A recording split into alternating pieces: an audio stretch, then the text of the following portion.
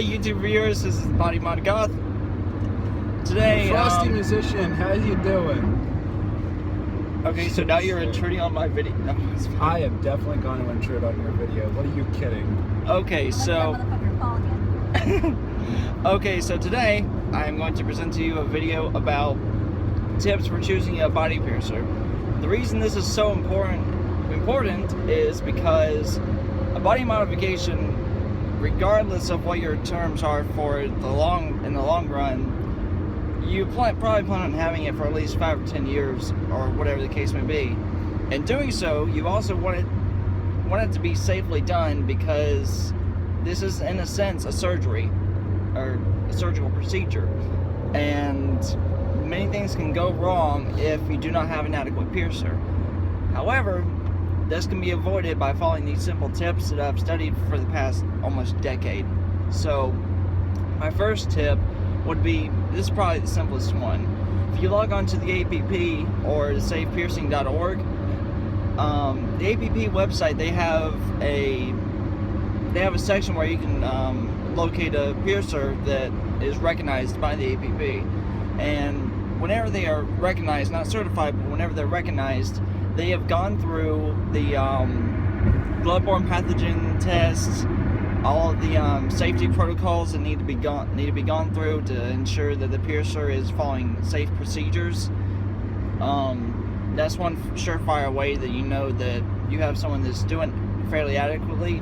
Now, just because they are APP recognized does not mean they're a good piercer. I mean, you have to, of course, you have to have experience along with that piercing. So, but the surefire way is to go through the APP, look for a piercer on there, and then make out a list of the piercers that you found within your local area. What you would then do, and I suggest doing this about 3 days to a week before you want to get a piercing. Go ahead and drive over, because yeah, that was gonna happen. So drive over to your piercer, wherever he or she may be located, and you're going to be talking with them. And this goes into tip number 2. Get associated with your piercer. Ask them a bunch of questions. One of the questions I recommend, and this isn't just to help you out, but to also see kind of what they're about. Ask about price. Ask them how much do they charge for piercings, and keep in mind that the price may vary depending on what the location of the piercing will be, such as if it's a tighter area, and they might charge a little bit more, or if it's in certain areas, and they may charge more as well, just because it's in an uncommon area. Typically, at least around my area, you're going to find people charging like $45, $80. I mean, it can go up fairly high. There's also people that will do $20 piercings and the ungodly $10 piercing. And what this will show you is how much value these piercers find in providing the service to you. If say a $10 piercing, there's not going to be too much of a value. They're probably going to be using what I would consider mystery metal, which you have no idea the source of where it's coming from. Or you can have someone that's providing you adequate biocompatible metal. Which also leads me into the third tip, which is ask them where they're sourcing their jewelry from. If they say that it came online, then you ask them where exactly online. And most of the time, whenever they do get it online, the jewelry online, it may be through painfulpleasures.com. The bad thing about that is, yes, the jewelry on Painful Pleasures, it's marketed as implant grade. However, it may be quote unquote implant grade, but it also needs to have a high surface finish, like a very high polish, almost to an exact mirror finish. Also, most of the time online they're going to be externally threaded, which you want to stay away from, and I can go into another video on that. The fourth tip is asking how long they've been piercing, because this is something that's going to go into the skill. How skilled is your piercer? They could be they could have been piercing for 4 years or even 20 plus years. Now also with that in mind, if they have an apprentice, don't fully discredit the apprentice, because if the mentor or the piercing teacher is actually adequate, then they're going to be passing down their skilled knowledge down to said piercer. I actually got a forward helix done by an apprentice about a month ago, and he did an exquisite job, but it's because he was taught by a very skilled piercer who had been piercing for about 15 years.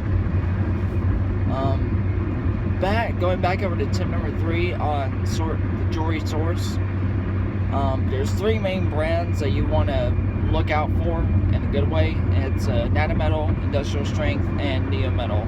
All 3 of those provide quality implant grade titanium, and it's to a high polish and mirror finish.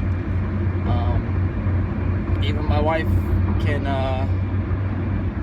she can vouch for this, that titanium itches. It gets me going, or I enjoy it. Enter life. Yes, but but yes, mirror finish, titanium. Prefer implant grade, either from a Nanometal, Industrial Strength, or Neometal. You go with any of those brands, you will not. It'll be smooth sailing. Now to tip 5, I think I'm at. I can't remember now. I get lost. Tip the next one. Tip the next one. Ask your piercer if you can see their piercing studio. An adequate piercer and a highly respected piercer will allow you to see their studio and the environment of which you will be in. Look for how sanitary it is, and you want to also look to see, do they have an autoclave within the room? They may have a standard autoclave that the tattoo artists are using for their tools, the big one, or they may also have the they may also have the Statum autoclave, which uses cassette piece where they'll put their tools and everything in, and they'll sterilize it, and it'll create this like rectangular box that is the Statum autoclave. Also look to see how everything's marked. Is everything organized? Do they have a nice organized setup? Does everything seem to be, like I said, in a sanitary condition? I'm trying to think. Also, tip number 6, look at their portfolios. That's a big thing. See if they're getting placement correct on their piercings. See if it conforms well to the anatomy of each person within their portfolio, and not just the piercings themselves initially. Also see if they have any pictures of the healed piercings after about 1 to 3 months. See if it's red, see if it's irritated, see if there's any kind of sign of irritation or infection. This can greatly determine what's going to happen to you once you have your piercing. So there's several things I asked a piercer about. My last piercer, I had spent 3 hours talking to them, getting all the information I needed.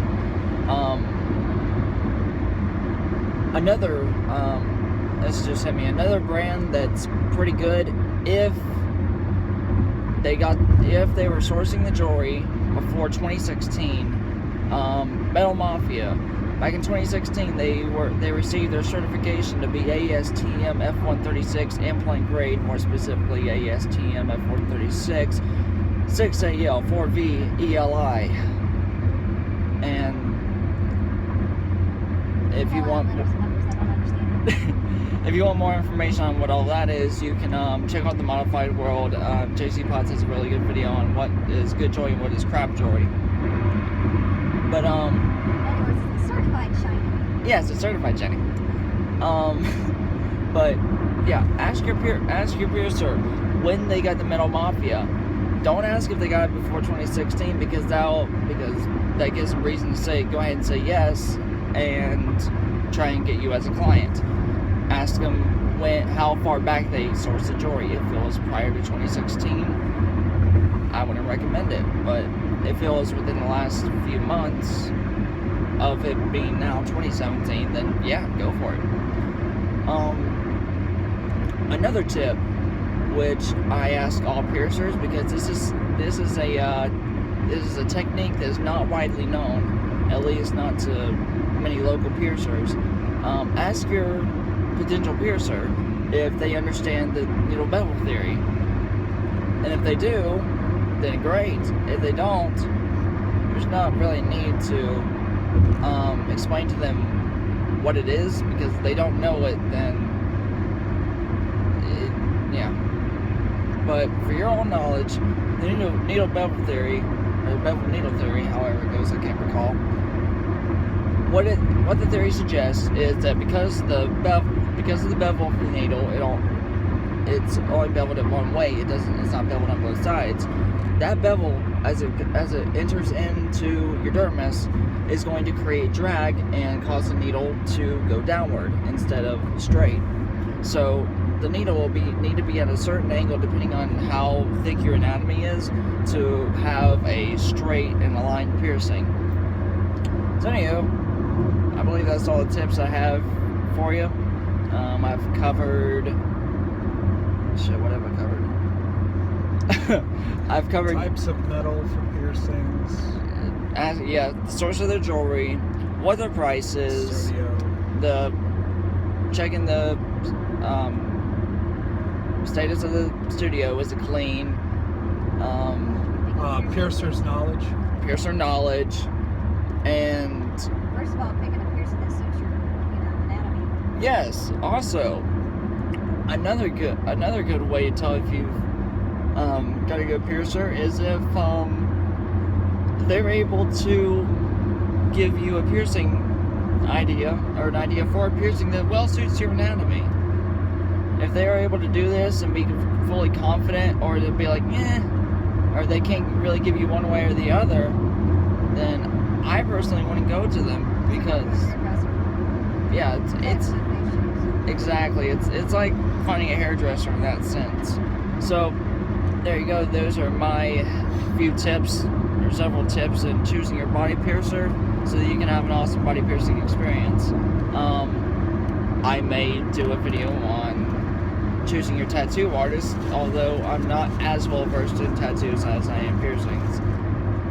Nonetheless, thank you for watching this, and hopefully you've received some well-informed information for your next piercing. You guys have a good night, good day. This is Bonnie Mongoth, and calling it out.